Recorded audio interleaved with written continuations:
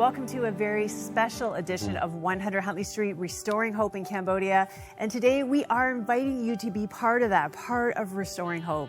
You know, Cambodia is a nation that is recovering from a horrific genocide. That was more than 45 years ago, but poverty and trauma are still continuing to haunt people there. It's a traumatized nation.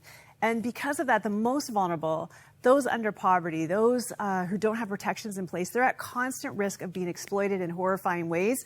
And numbers are hard to find because a lot of this trade is underground. Obviously, it's a criminal enterprise, but they estimate that more than 83,000 people are trafficked in Cambodia in various forms of modern-day slavery. So that would be things like sex trafficking, forced marriage, forced labor, much of that overseas. You know, it's terrible that this is still happening, and we know that sometimes a woman can be promised, you know, this amazing job overseas to help their struggling family back home, but as soon as she gets to that country, her passport is seized, and she could be sexually exploited in places like a brothel or forced into an unwanted marriage. We're going to hear about that later. They're made to work all kinds of incredible, you know, ridiculous hours with hardly any pay or breaks, and she doesn't know the language, and she has no access to that passport, and not only that, but back home in Cambodia, their families are being threatened, and they feel that they have no choice. They have to go ahead and they have to go along with the demands of their captors. It's just a terrible situation. Yeah, exactly. You trust someone and they betray you. And we want to make a difference. You know, we really believe here at Crossroads Cares in 100 Huntley Street that God's heart is with people, the vulnerable who are being exploited. He's with them right in that situation, and we can be the hands and feet to make that difference. So we have a goal today to raise $100,000 to stop this horrific crime. It is a special just for that purpose. We're going to bring you stories right from the ground in Cambodia. So if you want to just help us get started, if this kind of trafficking and exploitation is close to your heart, give us a call right now, 1-800-265-3100, or you can go online at crossroads.ca/Cambodia. Anything you give would help us get started on our goal today. Yeah, you know, it's shocking to realize that human trafficking is still one of the fastest growing crimes in the world. And that, you know, for more than a decade, Crossroads Cares has been on the ground working alongside our trusted partner on the ground, Ratanak International. We join them in the fight against this horrific crime. And when you partner with us today, we can make a difference. Please look at this.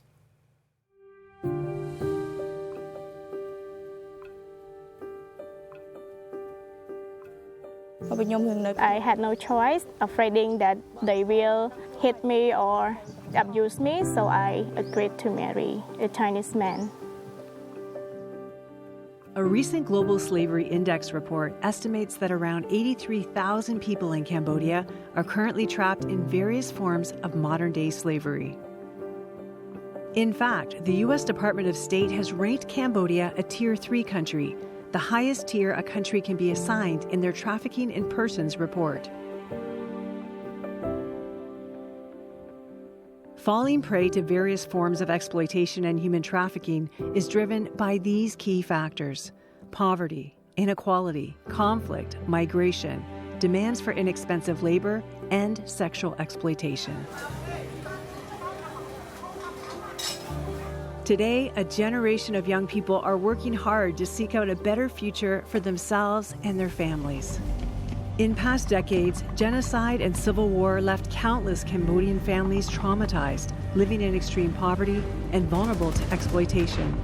As the country continues to recover, many young people today are left unprotected and at risk of being exploited. This is one of their exhibits, and I can't wait to see their new house. For over a decade, Crossroads Cares has partnered with Ratanak International, a Christian organization that works collaboratively to be a catalyst for transformation in Cambodia. Her Excellency, thank you. Founding Director Brian McConaughey has witnessed how trafficking has evolved over time within the country. Human trafficking has changed in my experience here. The area of human trafficking that first got me involved was the human trafficking of children, particularly children vulnerable to international pedophiles.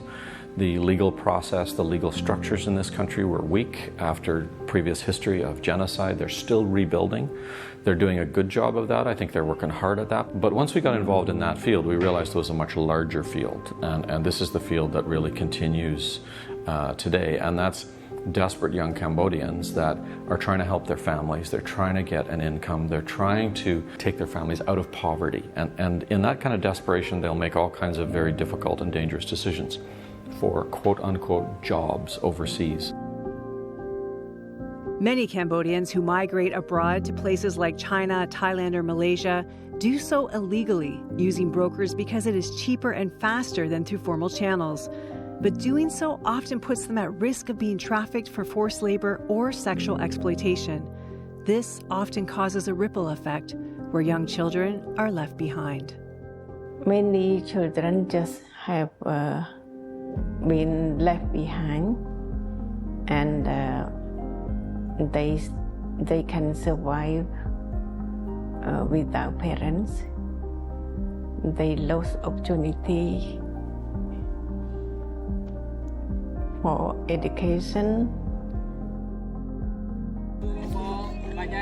Our partner on the ground has built a trusted relationship with the Cambodian government, placing a high priority on honoring, empowering, and serving others as they work together to change policy and develop a stronger system to help eliminate trafficking. Some of the most important work, and the work that actually excites me most, is some of the policies we've been privileged to work on and draft and see ratified and see implemented nationally that I know change thousands of lives. So once you get regulations, laws, protocols, now there's the framework. You can actually start to work with both those that have already suffered trafficking, but also those that are at risk of it. One area where that work is critical is through the Transitional Care Project. Survivors who have escaped modern-day slavery and finally returned home to Cambodia often need time and resources to process their terrifying trafficking experience. How does it impact you when you hear the stories of what these survivors have been through, but also the change that you see in them as they engage with, your staff here and they get that kind of support and healing help? They feel loved, and they feel like they were taken care for here, which they never feel that before. I feel like it is really joyful to me. Well, the field we work in, basically, slavery and abuse and whatever else, that dark world, no, God's bigger than that. He's bigger than that. I have tremendous hope, and I want viewers to 100 Huntley Street to grasp the fact that this is real. We serve a God that is more powerful than that darkness.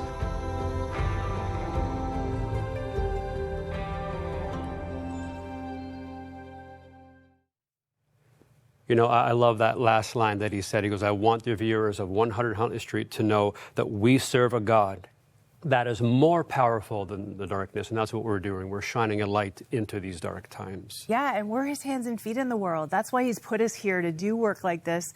And the foundational belief that underlies everything we do is that trafficking can be stopped.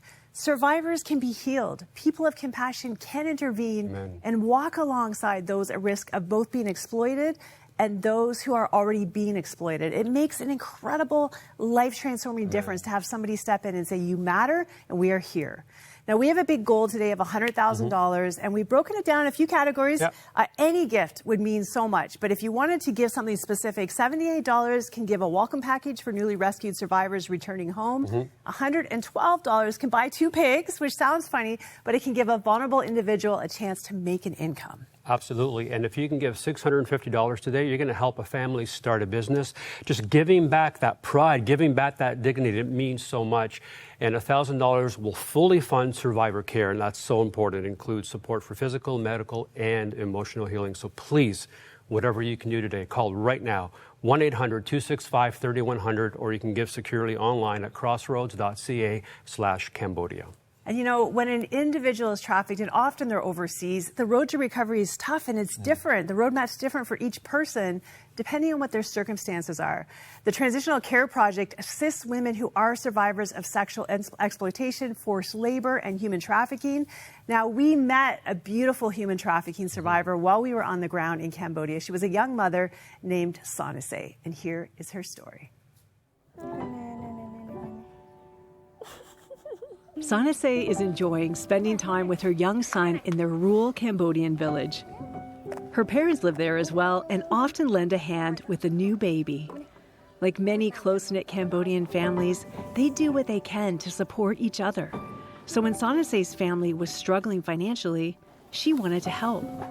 But what unfolded was an all too common scenario for young Cambodians and their families. Sonase became a victim of human trafficking. It all began with a broker who promised he would connect Sonase with a paying job in China, allowing her to send money earned back home.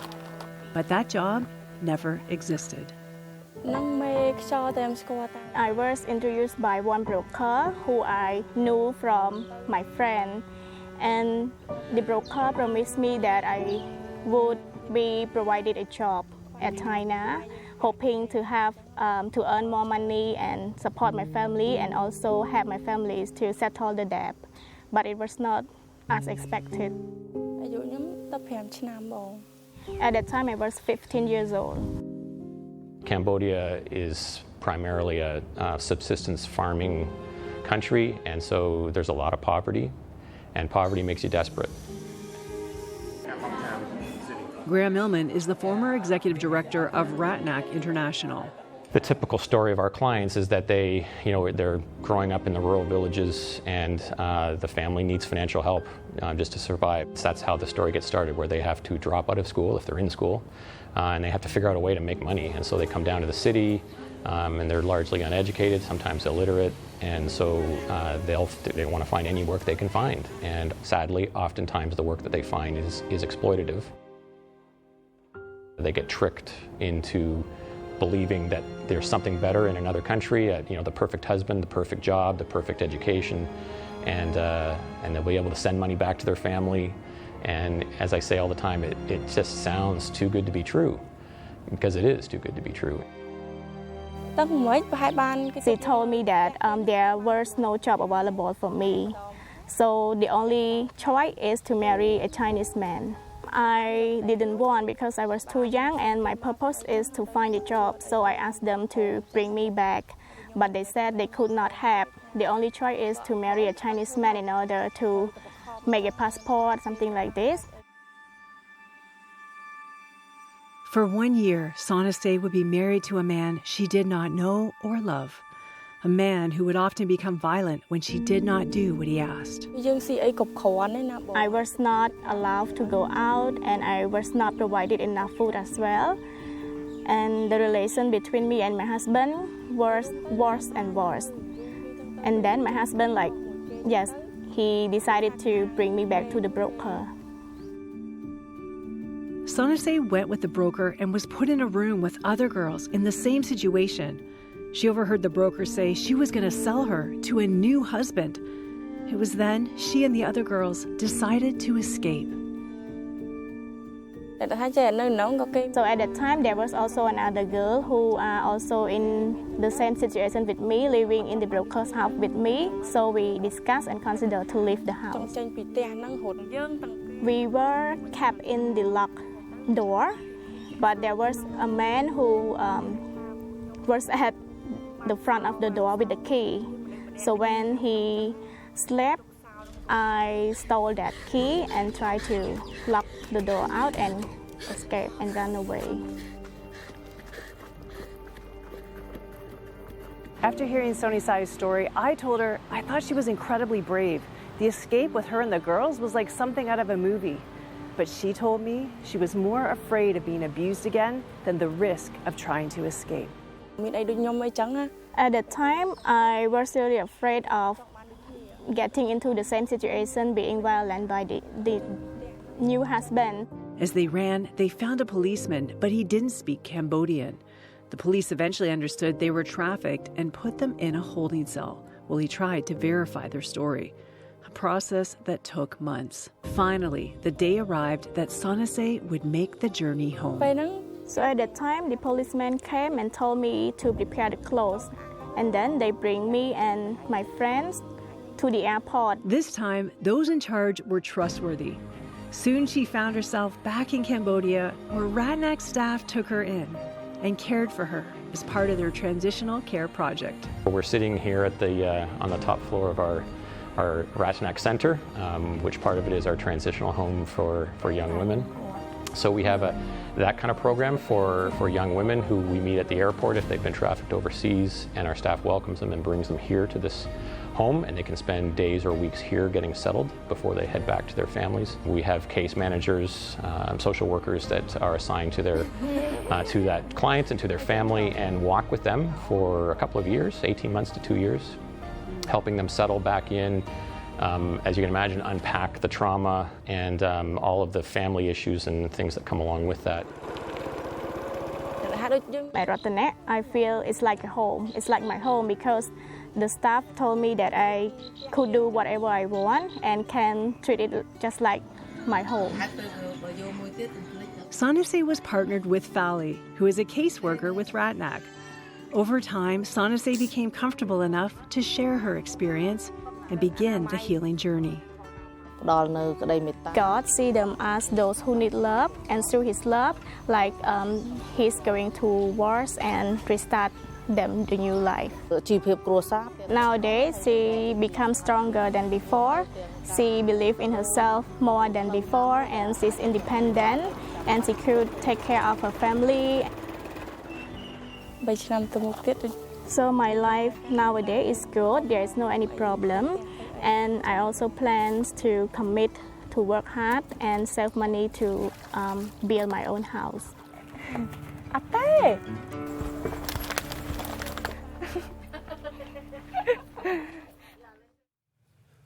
You know, Sanase's story, it's not unique, unfortunately. This happens to a lot of women in the region. And I'm trying to put myself into that situation, you know, as a dad and one day as a granddad. And I want you guys at home to imagine at 15 years old, she's forced to marry a much older man who she's never met, and she's going to go through all kinds of things. And I want you to imagine, what would you do as a dad, as a granddad, as a grandma, as an aunt, whatever it is? You have a 15-year-old in your life who's going to be taken and is going to be mistreated over and over again. What would you do? You would do anything, and that's why we're shining a light on this today, because we want to expose this problem, but more than expose it, we want to bring hope to this situation. That's why we're asking people who are watching today to join with us. Absolutely. It's so important that somebody cares, that somebody steps in the gap, that somebody says it's not okay, and that we're there for you.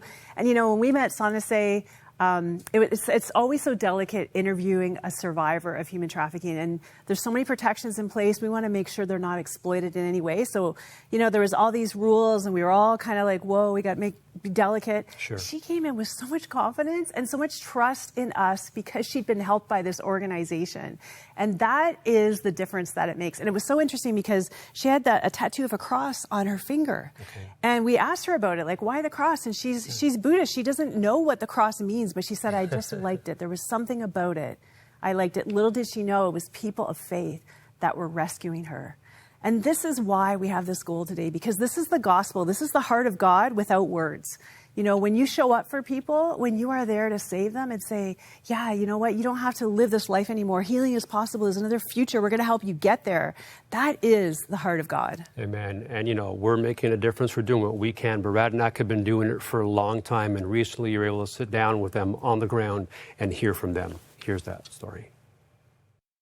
So, Brian, tell me a little bit about the different kinds of anti-trafficking work that Ratanak does. Well, there's prevention, and then there is the reintegration back after trafficking, and then there is the whole systems work with government. I mean, when you get involved in trafficking, you want programs to work that are curative for people that have suffered human trafficking, but you need a context.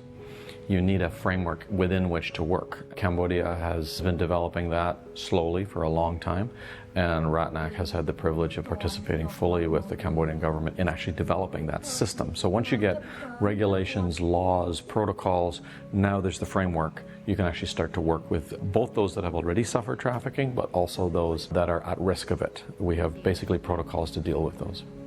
It seems like a lot of charities would be more drawn to the rescue, like it's a much easier story to tell. Why is changing the structures that support human trafficking important? Yeah, the actual rescue of victims is dramatic, and without underplaying it, it's the easy part, actually. It takes a lot of stress to do rescues and have people rescued on a policing front, etc. But in actual fact, once you've planned that and executed that, they're rescued. It's quite quick. The heavy lifting really comes when you have a broken life. And now how do we start to rebuild a broken life? That's long-term stuff. It's really difficult. It requires a lot of skills, but none of that can happen if there's not that legal framework in place. It's bureaucracy, but bureaucracy done well saves lives. And not only does it save lives in terms of the programs we run for the 150, 170, 180 young lives we have in our care at any given time, it allows us to impact thousands of lives we never see in a larger national system in Cambodia of care and concern and rehabilitative programs, etc., that can all exist in this ecosystem of basically ethical concern and care for these victims. Because I think when you hear some of the stories of the kind of abuse that these women suffer, is it possible to put back together a life that broken? Yes, absolutely. I think the message I have for Canadians is that there is hope when we don't see any. I'm almost 35 years into this now. There is no way I'd be doing this if I wasn't utterly convinced that I have not only an understanding of a God that loves these people and can transform their lives, but I've seen it happen over and over and over again, right from the killing fields and civil war in this country, right through the abuse from pedophiles, right to the selling of slaves overseas. Through the whole thing, there is a God that redeems.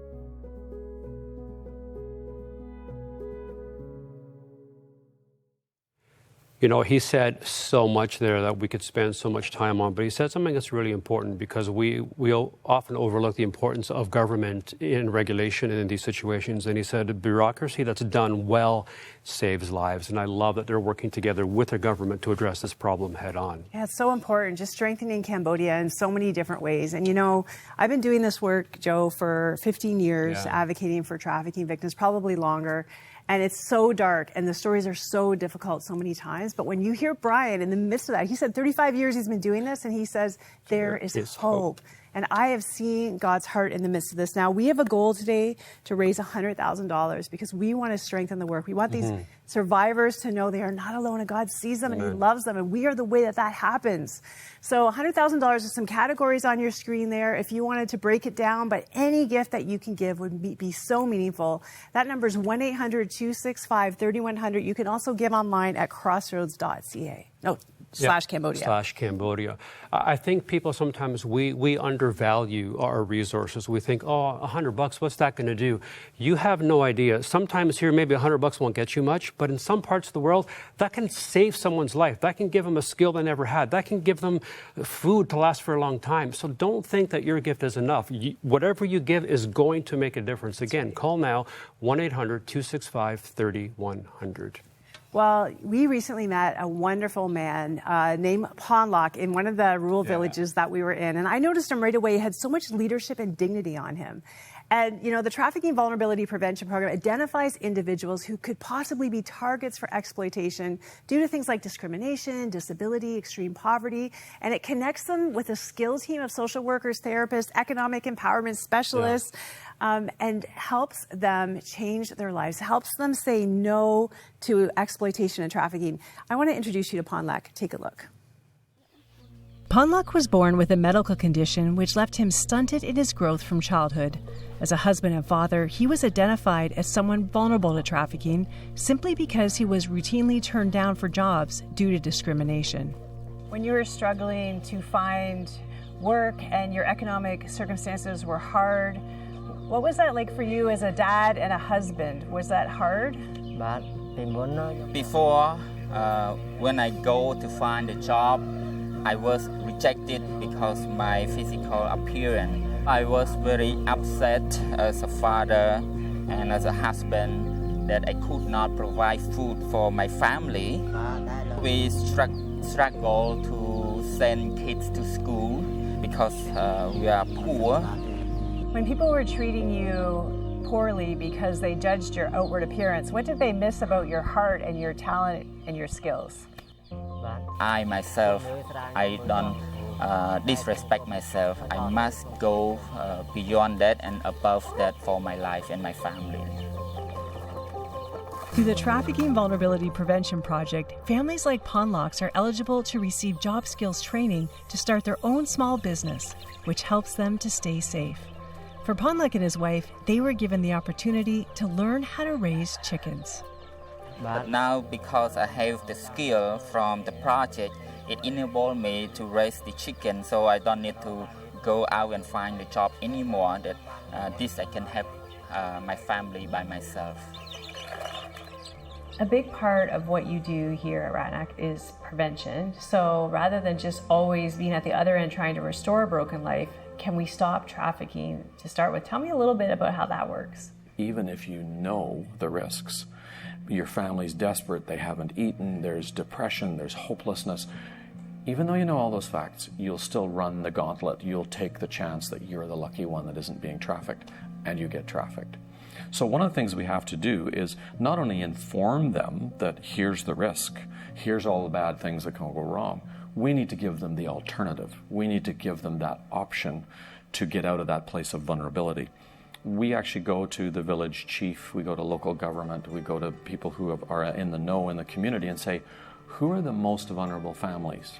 We'll start talking to them about human trafficking, but also here's economic alternatives. We'll train you, we'll teach you how to raise chickens, we'll just give you that leg up so that not only do you know about trafficking, but for the first time perhaps in your life, you're not desperate enough to take the risk. Van Thron is an example of a village chief that Ratanak would consult with when it comes to identifying those truly in need.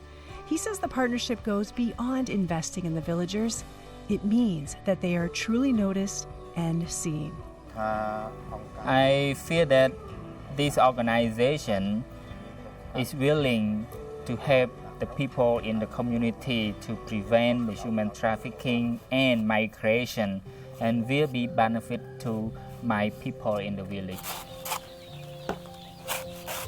I'm so happy as a father and as a husband that I can provide for my family, all the family members, they have enough food. From the proceeds of his chicken business, Ponlok was able to ensure his children can now attend school. He also purchased a moto along with building a new pit latrine for his family, and even has plans to expand his business. My dream is to enlarge, to expand our business in raising chicken. I want to make the commitment that I must be successful and I will not fail. I want to see my kids go to school so that they can have a good future. Oh man, I love that story. I'm happy I'm here, but I'd actually rather get on a plane and go with you to Cambodia and be with him and see what he's doing. I loved the smile. You see the pride, not an arrogant pride, but like just being proud. I'm feeding my family. I'm taking care of my children. I'm sending them to school. And that's happened because we have stepped in and partnered with them. And that's what I want you to realize. You're not just giving money, you're giving hope, you're giving life, and you're giving people a future. And that's why we're asking you to partner with us today so that we can bring hope to thousands of people like Ponlok. And hope makes such a difference. You know, they had one conversation with Ponlok. When they came back to help him get started, he'd already built the coop. And now they're actually thinking of using him to train others in the program because he had so much drive and determination. And I think that's what people miss when they close doors due to discrimination. It's so amazing. This is the difference that we can make together. We need your help to do it, though, so we want to raise $100,000 today. Will you get those phone lines ringing? The levels are on your screen. That number is 1-800-265-3100. You can give online at crossroads.ca/Cambodia. Phone lines are going to be open all day. Please keep giving. And thank you so much for caring for the world as God cares for the world. Amen. Let's bring hope. Amen. Thank you for your ongoing support of Crossroads, a supporter-funded nonprofit organization and member of the Canadian Centre for Christian Charities. Thanks to faithful people like you, we are able to continue producing 100 Huntley Street. You can write to Crossroads, P.O. Box 5100, Burlington, Ontario, L7R4M2, or visit crossroads.ca to learn more about our programs.